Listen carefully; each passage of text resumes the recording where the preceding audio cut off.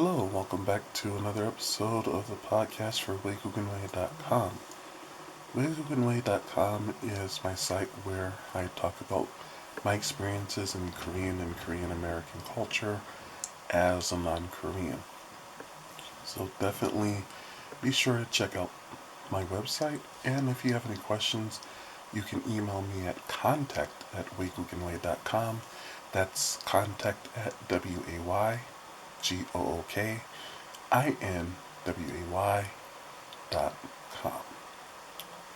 So this is the follow-up to an episode that I did the other day where I talked about some foods you may want to try while you're in Korea because you may not have access to it in the United States, or it may not be as good here in the US as it is in Korea. And so I'm here to talk about a few more food items. I basically want to talk about stuff that are not considered quote unquote the common foods people like. The ones that people tend to think of when they hear about Korean food are bulgogi, which is the marinated steak meat. That's probably the top thing that a lot of people think of. Mandu would be another one. Mandu is Korean dumplings, and so there are the grilled ones that you would call pot stickers probably, but there's different ways of doing it. You can fry it, which can be called gunmandu or yakimandu at a Korean restaurant as an appetizer. There is mandu guk, which is mandu that's boiled and made into a soup. So that's another common food. I think bibimbap would be another one. In bibimbap, you have rice, you have veggies, you normally have a little bit of meat, and a lot of people put an egg on top. Some places they put just the egg yolk, other places they'll put a fried egg. So those are some of the more common foods that you would get, and they're probably kind of similar to what you would have in Korea. Japchae be another one, the noodles. But here are some that you may have, but may be different if you eat it in Korea. So one that comes to mind right off the bat is jumpo.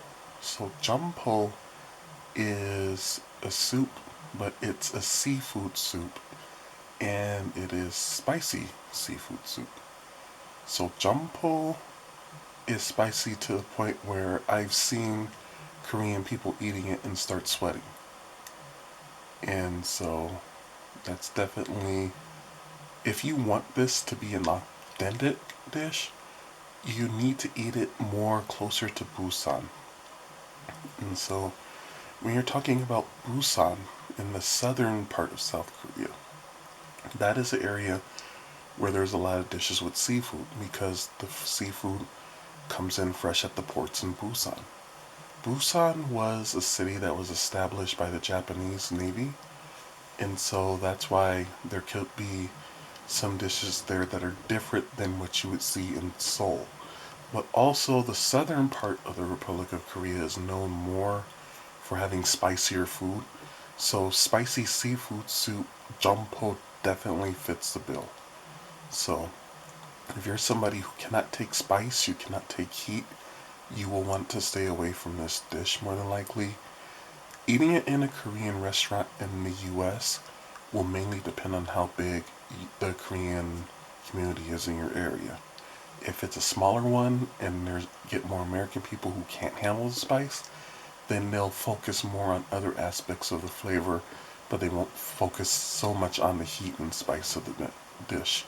So if you want it really authentic and super spicy, get it in Korea, but go more towards Busan, where you'll have the fresh seafood right off the boat. Another dish, this one is more of a controversial dish, and it's called jjajangmyeon. Jjajangmyeon is said to be a Chinese dish.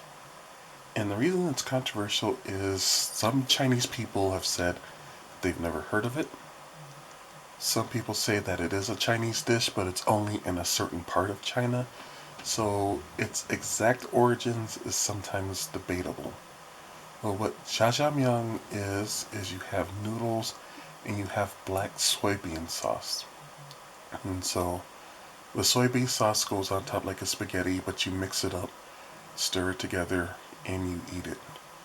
Now, it's a common dish for people when they move into an apartment, but it's also a dish for Black Day. So, briefly, in Korea, Valentine's Day is the day when women give gifts to men that they like or love.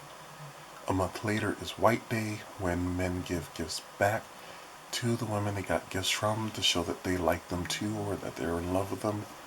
A month after that is Black Day.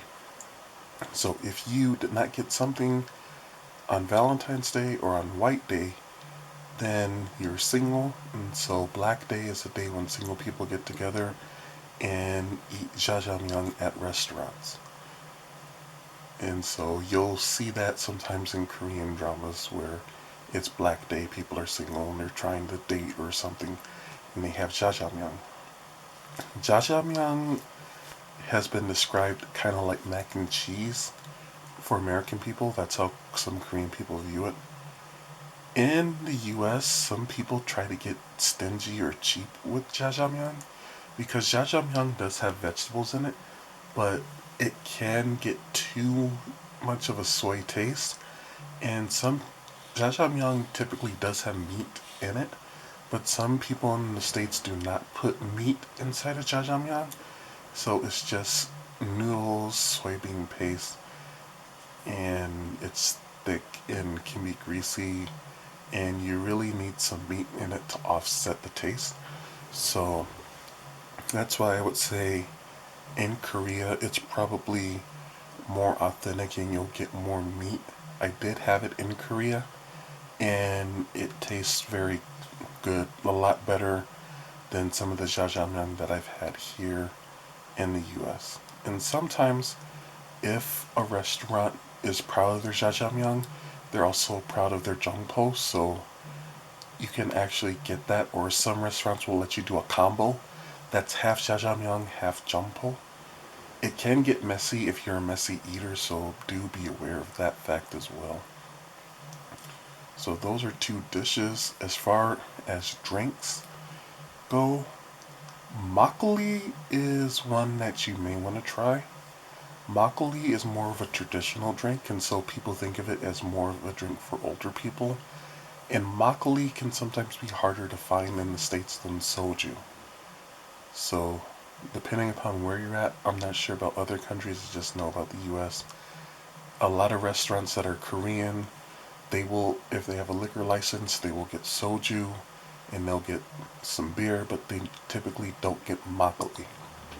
So, makgeolli is something you can get in Korea. It does have a lower alcohol percentage in it, and so people can go overboard on it and still get drunk because they're drinking so much of it.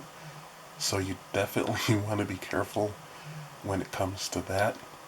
But it is something that if you like alcohol and you want to try very traditional Korean alcohol, then that would be the way to go.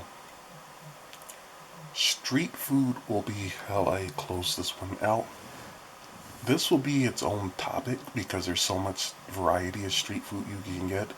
You can literally go to street vendors, get food, and be stuffed for very cheap. And so, the foods I mentioned before you typically cannot get from a street vendor, but there are a lot of street vendors in very popular areas where a lot of tourists or a lot of foot traffic, and you'll want to carry some cash to buy the street food. And some subway stations will have this as well. So if you're hungry and you're in the subway, you'll see that, or some restaurants in the subway. As far as one of the stranger street foods you can try, especially in Seoul, there is live octopus. And by live, I mean they literally get it from Busan, delivered fresh to Seoul, and the octopus is still moving. And if you're squeamish, you might want to turn the volume off for this, but they'll cut off part of the octopus, and it'll still be squirming around. And so you're supposed to pick it up and eat it, and some people say they can feel it kind of moving as it goes down. So if you're very adventurous, you can definitely try that. I don't think there's any restaurant that has live octopus on the menu, but it is something that you can definitely try. There are other things that are street food, and I'll do a street food only episode coming up here soon, so definitely be on the lookout for that. One thing you can get in Korea, and some people do not want to eat this, and that is the traditional Korean sausage. If you're wondering why it's a purplish color, it's because it is a blood sausage. So, for those of you familiar with sausage making, you have your meat, you have your spices, you mix it together. You have to use a liquid in order to complete the process properly. And in Korean traditional sausage, there is the actual blood of the animal that is poured back in, and that's used as the liquid. So, there's some people who do not eat blood for personal reasons. There are some people who do not eat blood for religious reasons. If you're one of those people and you see sausage and it's purple, then that is blood sausage. So you will want to stay away from that. I believe that is called sundae. I will look that up and I will mention that in the next episode when it comes to street food, because that is a street food item you can get, but it is an item at some restaurants as well. I just know that some people do not like blood, do not want blood, will not eat blood, and some are just uncomfortable with the whole thing about eating animal blood. So that is something that you'll want to watch out for in Korea. But as I said, the next time I do one of these food items, it'll be just street food that you will want to try. In Korea, street food is very good, and so don't be afraid to try different things. If you have an allergy or something that you want to avoid, like the blood, then definitely mention it in the comment section below, and I'll look up the exact term for it so you'll know what to stay away from. As always, you can follow me on social media. The links are in the description box down below. And you can email me at contact@WaygookinWay.com. That is contact at WaygookinWay.com. So please like this video, share it, and make sure that you hit the subscribe button to subscribe to the channel. Thank you very much, and always remember, the best way to get rid of your nightmares is to live out your dreams. See you in the next one. Goodbye.